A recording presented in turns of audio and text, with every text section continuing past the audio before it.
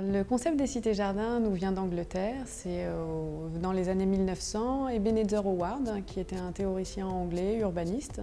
Ce qui est très intéressant, c'est que les cités-jardins apparaissent parallèlement, on va dire en même temps, que l'idée d'urbanisme. Les acquisitions de terrain se sont faites avant la guerre, la première guerre, et la construction entre 1920 et 1935.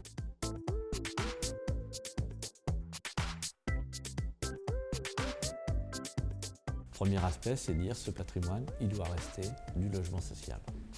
C'est l'esprit de l'époque. Dans la conception même des cités-jardins, donc nos architectes qui ont construit ces cités-jardins avaient à construire pas que des bâtiments, mais tout un quartier. Du coup, c'est eux aussi qui réfléchissaient les systèmes de voirie ou des choses comme ça, ou les équipements à mettre et tout ça. Du coup, ils ont eu la main mise sur l'ensemble d'un quartier et sur la vie qu'on peut avoir dans ce quartier-là, donc le caractère social, la vie sociale de ce quartier-là.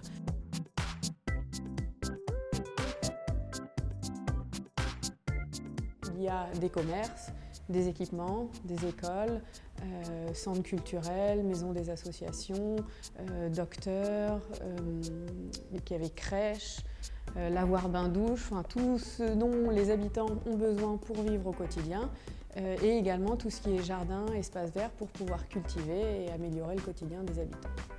Les gens vont habiter dans ces lieux et ils vont avoir des activités en dehors de leur travail puisqu'ils ne sont pas liés au travail. Et donc ils vont développer toutes les activités qui nous paraissent maintenant très très banales. Beaucoup pensaient que c'était de l'utopie de construire un quartier comme ça. Et on se rend compte que près de 100 ans plus tard, en fait c'est pas une utopie parce que le quartier est toujours debout.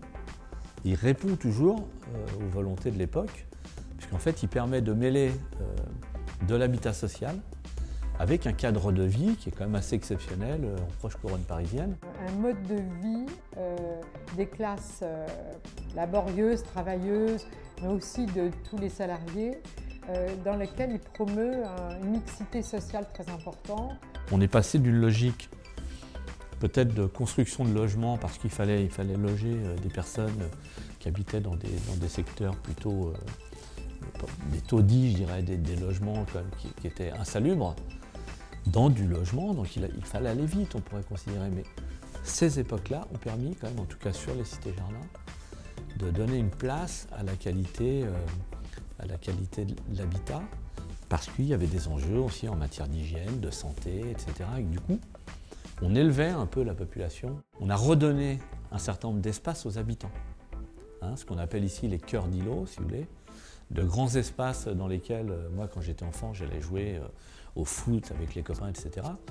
Ces espaces-là, gigantesques en fait, sont restés en friche pendant de longues décennies.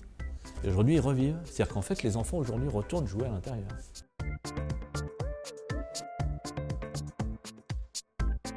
La culture du partage, ça se retrouve un petit peu dans tous les moments, comme je vous ai présenté, où on croise ses voisins. Le fait d'avoir des commerces regroupés sur une avenue, c'est plus facilement là qu'on va rencontrer les gens quand on va faire ses courses. Alors je ne dis pas qu'on ne les rencontre pas au centre commercial, mais dans la cité-jardin, c'est un autre cadre. Quand on se rend dans son jardin pour cultiver, donc pour les habitants des collectifs, il y avait des espaces de jardin pour cultiver, donc dans ce qu'on appelle les cœurs d'îlots, qui étaient des parcelles un peu partagées, type jardins familiaux comme aujourd'hui. Et du coup, c'était des endroits où les gens se rencontraient et pouvaient partager leurs récoltes, leurs graines, un verre. Il y a des particularités qui permettent la vie collective, qui permettaient et qui permettent encore aujourd'hui aux habitants de se retrouver dans ces espaces. Bon, les cours ou les cœurs d'îlots. Une cité-jardin permet d'aller à l'école, d'aller dans un équipement de santé, d'aller se détendre dans un espace vert ou de cultiver son jardin. On fait du vivre ensemble. Il faut absolument faciliter, favoriser le vivre ensemble. Mais ça, c'est un engagement qu'on prenait devant les habitants. Après, il faut le traduire en actes. La traduction en actes, ça passe par des animations, des activités qui touchent directement les différents publics du quartier ou de la ville. Les qualités des cités-jardins, c'est un peu les éléments du développement durable d'aujourd'hui. C'est des qualités de vie sociale, c'est des qualités de construction, c'est des qualités en termes de rapport entre le bâti et le non-bâti, entre les jardins, des trames urbaines, des trames villères qui collent encore à ce qu'on veut construire, à ce qu'on peut construire aujourd'hui.